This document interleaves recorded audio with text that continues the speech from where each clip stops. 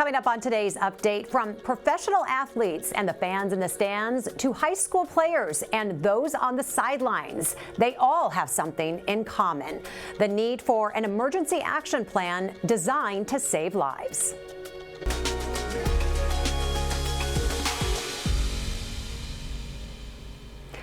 Good morning, I'm Jessica Lovell, and welcome to the Morning Medical Update.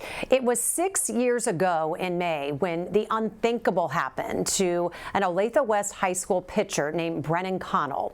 Alexis Del Cid shares his story. Just an ordinary high school baseball game on an ordinary Monday afternoon in May. And if you were in the stands watching and turned your eyes away from the boy on the pitcher's mound for just a moment, you would have missed it. This is when Brennan Connell's life nearly ends. It's the only piece of video, and it cuts off right here just before Brennan goes limp, collapsing to the ground. For his mom and dad, seeing it once in person was enough. They never want to see it again. Really, only 1 in 10 kids who suffer a sudden cardiac arrest survive. And Brennan Connell is that one, because when he doesn't get up right away and dust himself off, as his teammates drop to their knees and start praying, what many of them don't know is there are people nearby who know exactly what to do with the equipment placed exactly where it needs to be to save his life. Our panel today knows exactly what to do with an automated external defibrillator, as it's only one part of a bigger back-to-school emergency action plan. In studio with me is Caitlin Truhe, athletic trainer supervisor of the Youth Sports Medicine program at the University of Kansas Health System. Good morning. Great to have you with us. Nice to be here. Joining us virtually this morning is medical director of the Youth Sports Medicine program at the health system, Dr. David Smith. He works closely with Brent Unruh, Director of Operations with the Kansas State High School Activities Association, who is also joining us this morning. Thank you all for being here with us. Good morning. Good morning. Yes. Hey, guys. Well, Dr. Smith, I want to start with you because emergency action planning, we know, is your passion. You have led the charge for training at all high schools and middle schools where we have athletic trainers. You've led drills with the coaches and the trainers at Olathe. But when thinking of Brennan, what difference do you think that training made in helping to save his life? Yeah, first of all, Jess, I'm going to clarify. The people that lead the charge are our athletic trainers. They're the boots on the ground. I just oversee this. But with that said, that incident with Brennan was quite interesting, and thank goodness we had a practiced emergency action plan. We had the personnel on the field to implement the plan, and fortunately the outcome was very good. Without that emergency action plan and people to implement it, we don't know what would have happened with Brennan, but I can speak today because his life was saved. Dr. Smith, I've heard you say over and over again that emergency action planning is much more than just knowing how to operate an AED. It's knowing where it is, who's getting it, how to get to it, and of course where it's located at an event. You run every emergency scenario one might imagine at an athletic event or a practice. So why can't schools just use that one same plan everywhere? That's true. You know, the AED is very important. It'd be like a chain on a bike. The chain's important, but you got to have all the other gears in place. And we have everything in place, so if it's not a cardiac emergency, we're able to handle other emergencies, and we practice it. Caitlin, you have spent a good part of your career with students at Blue Valley High School. That's where you are currently. You had a student, Thomas Hoskins, who suffered an injury. It actually triggered the emergency action plan. Yeah. From this video we're going to take a look at, it looks like Thomas got the wind knocked out of him. And here's what he said after taking that hit. I knew it wasn't the wind knocked out of me, but I told my coach that so he wouldn't be worried about it. And then Caitlin came over and I was like, it's definitely not the wind knocked out of me. Like, I could feel it was something different. Yeah, he came straight over to you, which is a good thing. That's Yes, a good it's very good relationship that you have, though, with those students and those athletes. You knew it was something more, right? Yeah, so when Thomas fell, I saw him fall into his elbow, and I was like, that didn't look great. Hopefully it's just the wind getting knocked out of him, but maybe not. And so I'm glad that he was as honest with me as he was. We monitored him, and then once he started to kind of de-escalate, then we ended up activating the EMS plan, and our administrators went into action, called 911, and our SRO team helped EMS get to the locker room, actually, where he was at, and it was really the smoothest process that we could have asked for. Yeah, how did that EAP training kick in? I mean, how do you know? I mean, how does that work? I mean, because we do these trainings throughout the year. We're going to talk more about that. But how did you know to really put that into action? Like, this is what we train for. Yeah. So really any type of emergency. So his blood pressure was not within normal range. He was obviously looking very pale because he had a spleen injury, and so we activated the EMS by we weren't on the field, so there wasn't a hand signal, but we did utilize the radio system and asked our SRO to call 911. And when that happens, then the administrators say, I'm going to get mom. Another administrator goes and unlocks the gate. The coaches are on the field still playing their game, so we had other administrators coming in to where we were with Thomas in the locker room asking, hey, how can we help you? What do you need? So we were able to get EMS directly to him. Brent, not every high school or middle school in Kansas has certified athletic trainers, as we know. How does an EAP refresher course help? How does this help in an emergency, especially if you simply just don't have the resources? Right. Yeah. In a lot of our high schools, the coaches and athletic administrators might be the ones that are responding. There might not be the luxury of having that athletic trainer there.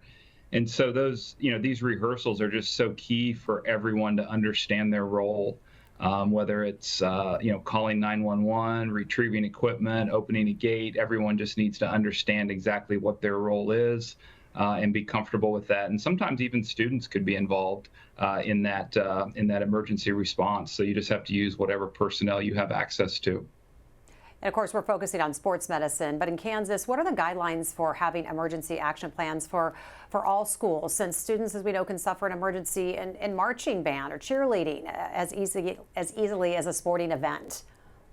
Right. Our expectation and our message to schools is that there should be an EAP for every activity and every venue where activities take place within your school district. So every EAP is going to be a little unique depending on the setting you're in, with the facility you're in, things like that. We also have a requirement that every coach or sponsor, and it's not just athletic coaches, it is the music teacher, the cheer sponsor, they all have to be certified or trained in CPR and AED as well. So, we understand that it's more than just sports. It encompasses all activities.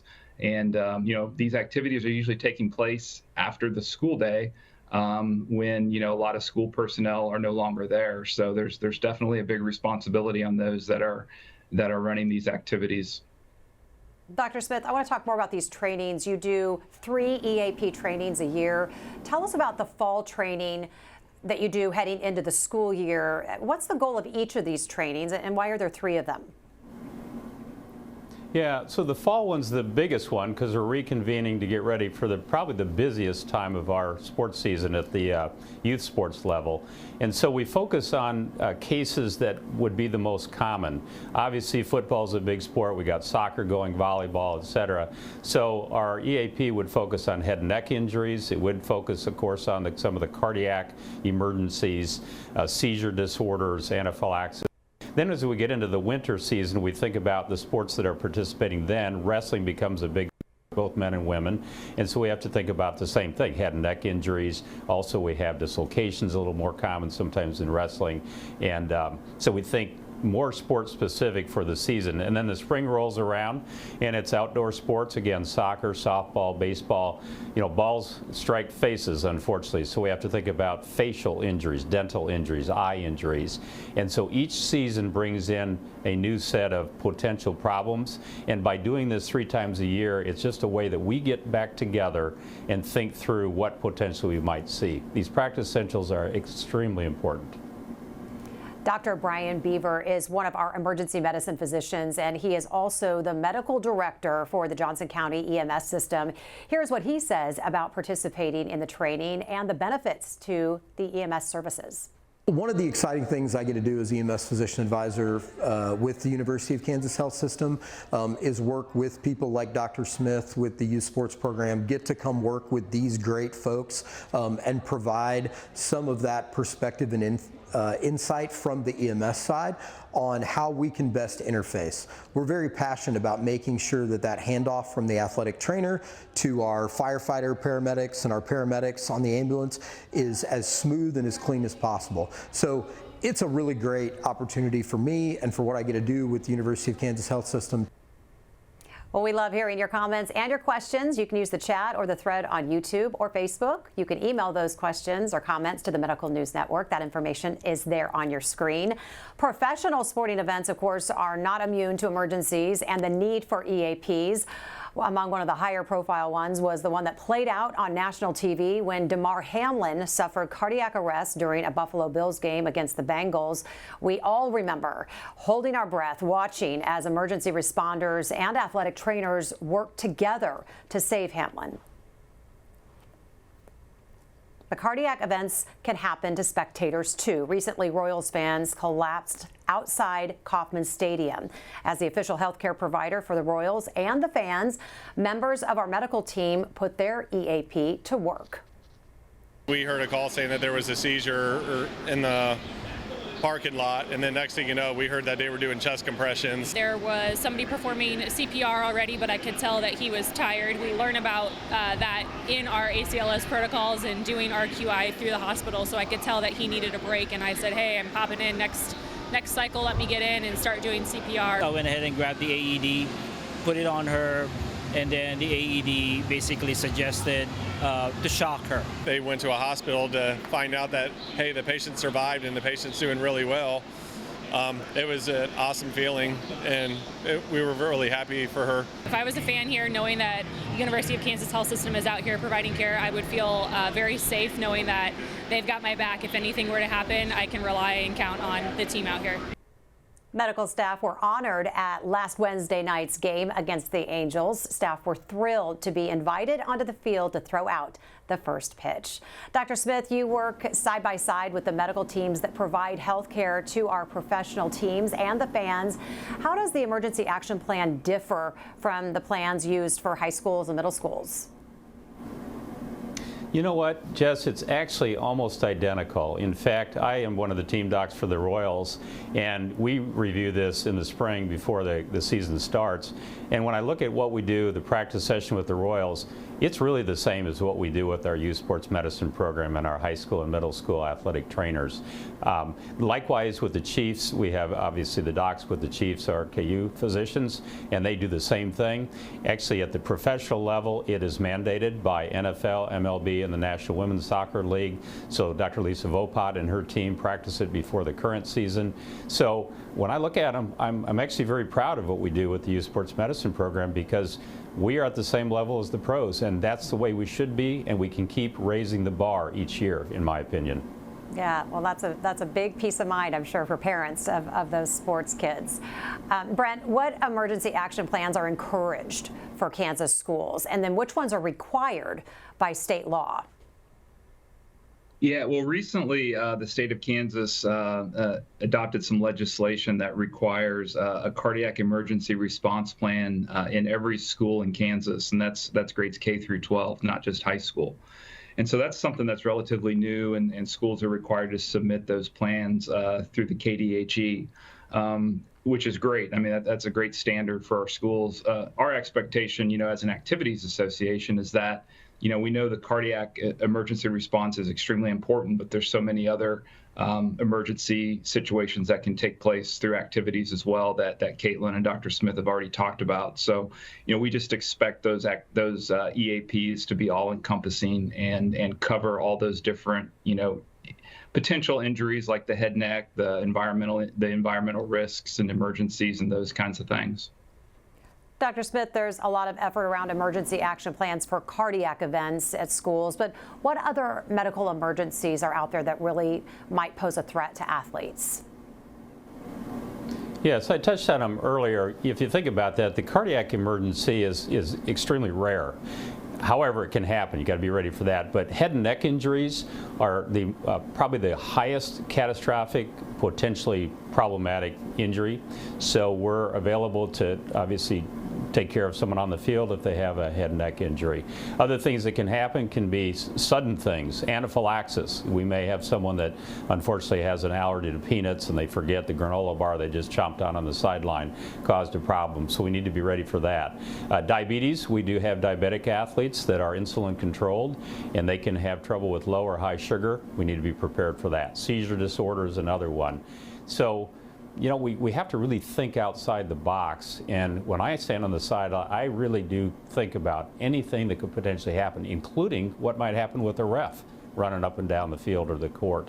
In fact, I go introduce myself to the referees just to say, hey, we're here for you too, which they usually appreciate. So it's being prepared. Caitlin touched on the abdominal injuries, splenic ruptures, liver lacerations, big time bleeds. Typically that doesn't happen, although in track and field, we had a javelin get pretty close to someone and went through his thigh. He had to be ready for a thigh bleed. Dislocations are not catastrophic, but those are things that can happen. And major fractures, obviously, open fractures can be something that we need to be prepared for. It's the whole gamut. We really need to be ready. Yeah, I would say so. All right, Dr. Smith, my daughter started cheerleading this year, and so when you start talking about head and neck injuries, I talk about keep me up at night. She said, Mom, I stunted today, and I'm like, what? So you guys have your eye on the cheerleaders too, right? You know what? Cheerleaders have the highest per participation rate head and neck injury. There's not as many cheerleaders as football. Football always gets kind of the, oh, well, watch out for football. I watch out for cheerleaders because per participation rate, their head and neck injuries are pretty high. So they need to be extremely cautious in their training and competition, that they have spotters that know what they're doing. All right, so not the news I wanted to hear from you on this Monday morning, but I thank you because that'll keep me hyper vigilant. All right. That's a concern. I mean, it's parents watching their kids at every activity. Caitlin, the heat, humidity this summer has been pretty intense. And that was for summer practices leading into, thank goodness it's kind of cooled down a little bit, but what emergency action plans, what do those look like for athletes that might be overheated? Yeah, well, we hope that our coaches are looking ahead at the weather and maybe having morning practices instead of afternoon practices. But if they do go in the afternoon, there are guidelines as far as what is safest for them to practice in as far as equipment goes. And then if there were to be an emergency, I've worked with my coaches and staff on getting, how do we get the kid from the field to the cold tub that is filled for them? How do we get them into it? And so we have tools to help carry them and cart them to those places. And then basically we call EMS, right, as part of that. And we help to cool their body temperature down in the cold water immersion. And we have different roles for different coaches. I have one coach to help hold the athlete up in the water, right, because most of the time they may not be able to hold themselves up. We have someone monitoring water temperature, making sure that there's a constant rotation of water. And then we're also monitoring their core body temperature up until EMS gets there. And all of our protocols across the board are to cool first and transport second. Well, let's get to some questions from our community this morning. Brent, I want to ask you this question from Angie. She wants to know, where can I find an action plan online, especially where it might not be required at a school? Right. We have a template available on our website, kshsaa.org. We have a health and safety page there, and we have a template that anyone can download to kind of get started in building a plan. So John, there are a lot of. Oh, I'm sorry. Go ahead. there's a lot of other resources too. NATA.org, the National Athletic Trainers Association, has a lot of good resources in building emergency action plans as well.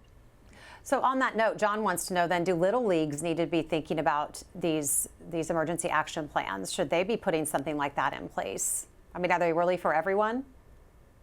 Absolutely, yeah. Every level of sports and activities needs to have this in place. I've had 3 kids that have gone through youth sports, and you show up at the ball diamond and you hope there's an AED there. You look to where the AED's at and those kinds of things, and you have that expectation that there is a plan in place there should something happen. Kristen wants to know, Dr. Smith, what should coaches keep in their cars as part of an emergency kit? Again, if there's not a requirement, but they just want to be extra safe and keep their kids safe. That's kind of a tricky question, but a very good one, because like I say, if you have a toolbox, you want to know what's in the toolbox and how to use every tool in the toolbox. So it may be dependent upon the coach's experience, their training, their interest. There's plenty of training courses out there that they can get trained. I know I help coach my kids' youth sports, and I'm trained in this area, but the coaches were very interested in what they might need. It's not just, oh, they sprained an ankle, maybe you tape it up. So I would be cautious recommending things to coaches, what to put in a kit, but if they put it in the kit, be prepared to use it. I think the biggest thing is have an emergency action plan and be prepared. You may be the only one out there as a coach. You may have a parent come out of the stands that says, hey, I'm a medical person to help. That's great. But even just getting the basic CPR course, that's required in the state of Kansas for coaches. But for Little League and club sports, I don't know what they require. I think it's dependent upon the organization. Very good question, though. Barsha wants to know, and I'll ask this to you, Caitlin, and we touched on it a little bit, but why can't you use the same emergency plan for every school? Or what's an example of how it might need to be customized to a specific school? Well, even just with Blue Valley High is going under construction this year, so our plan had to change, right? So every door and entrance and access point to that facility is going to be different. You may have an area where all of your fans are coming in right through a ticket gate, and that's not the best, probably easiest area to clear out if EMS is coming. So really you want to make sure that each building, you know exactly where the AEDs are located, what door EMS is going to come through, to make it the fastest access to that patient. Joellen wants to know, what might a spectator at any event reasonably expect from school or public events, and what could be our questions to officials? Who wants to grab that one? Brent, you want to take that one?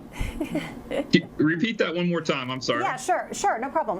What might a spectator at any event reasonably expect from school or public events? And what could be our questions to officials?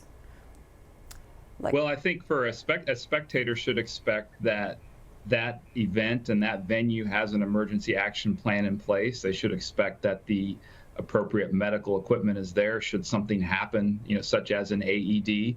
And that there are people there trained to respond. I think that's a basic expectation that should be met. In terms of questions for officials, if we're talking about sports officials like referees, is that what we're talking about? I'm not quite sure, but answer that the best you can. Just maybe how do we question these, what's expected out at these events? Yeah, in terms of sports officials, I think Dr. Smith already alluded to it. They're somebody that they're at risk as well at these events, and so they're exerting a lot of energy, and we don't necessarily have a great health history on some of these officials, so that is a little bit of a concern. But we do expect our schools to be ready to provide services to them as well should something happen. A question and I'll from dovetail in on that, yeah, Jess. Jess, let me dovetail in on that, because I think this is very important to know, and Brent knows this. Caitlin now sits on the Sports Medicine Advisory Committee for KSHA, and I used to sit on it. So we look across the state. what does the community have, the resources, the personnel?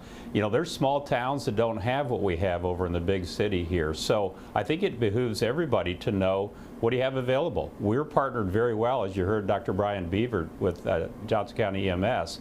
But if I'm on the Missouri side covering, I want to know what KCMO EMS, what their protocols are. If you're out in western Kansas, what does your community have? So that is an extremely important thing, and that's what KSHA, Kansas State High School Athletic Association, does extremely well. They look very closely across the state of Kansas to try to up the bar for everybody. So back to the question, where do you live? What's your club sport? Who's on the field? It's good to ask questions. It never hurts to ask. That's what I was going to say. If you're a coach, a parent, a school official, ask questions. That's the way to go. Last question is from Stuart asking, why is it just sports that talk about these emergency action plans? What other venues might benefit from having something like this? Brent? I'll take that one because I work out in the health club. I won't tell you which health club, but I had someone pass out in the locker room when I was working out or finished my workout. And fortunately, we attended to this gentleman. He'd overloaded, older, but everything was taken care of. And afterwards, I went up to the health club, the manager that was there, and say, what is your plan? I know you have an EAP, but what do you do? He says, we call EMS, and we're ready, and all of our staff are certified. So that's important to know, the health club. I've been down at the Kaufman Center for Performing Arts, which is a wonderful place, and there's a lot of older folks that enjoy going there, and they have a plan. I've seen the emergency people, that's first aid folks, but they're available to help. So it is important. It's not just sports. The problem is it's focused on sports because it's high visibility, and I think probably the majority of the injuries would happen in sports. But you saw the example out in the parking lot of the baseball game, and thank goodness we have personnel out there that are trained to help. So everywhere, construction sites, you name it. Yeah, it can happen anywhere. Brent? Yeah, I completely agree. I think it's just kind of the sports have a little higher profile with a lot of this stuff, and it is, for the participants, it's a higher risk activity than some of the other activities. But yeah, any event, any activity taking place, they need to be prepared, because you just never know, and you need to have a plan in place to be prepared to respond. Want to get our takeaways today, Brent? What do you want people to know who are watching and listening? I think the main thing is just, number one, for schools, just have a plan and practice, rehearse that plan. It doesn't need to start out as a complex plan. If you're just starting out and trying to put something together, keep it basic, keep it simple, and eventually that's going to evolve and grow. But just have a plan and work from there. Dr. Smith, what's the big takeaway today? My takeaway is, I say it frequently, the failure to plan is a plan to fail.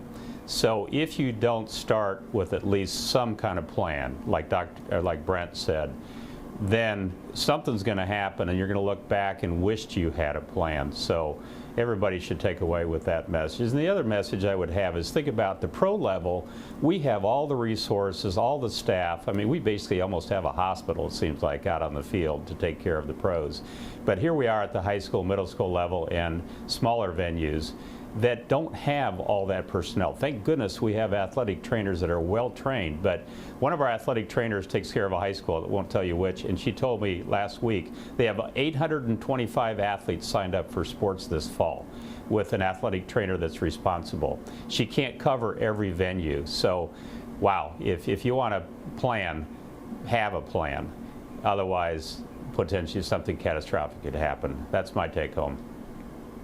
Caitlin, what's the big takeaway today? Yeah, really, just to speak to Dr. Smith's point of the athletic trainers and the coaches and the staffs at the school, they take the athletes' health as the number one priority.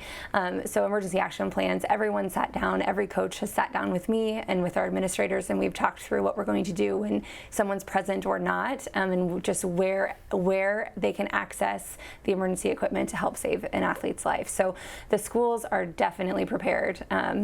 to handle really any situation, hopefully, that comes their way or doesn't. That's the goal, right? Absolutely. Well, thanks for hanging with me this morning here on the desk. You're welcome. Thanks to all of our guests for being with us today and taking care of our local athletes. We really appreciate all of that. And thank you to our guests for being with us. Have a great day. We'll see you back here tomorrow.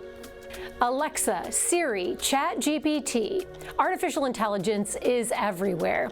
I'm Alexis Del Cid on the next All Things Brain Health, how using AI can put your child's brain development at risk, what you can do to better protect your kids, and how one teenager is getting it right. Tuesday at 8 a.m. Subscribe to our morning medical update and open mics with Dr. Stites podcasts. Now, everywhere podcasts are available.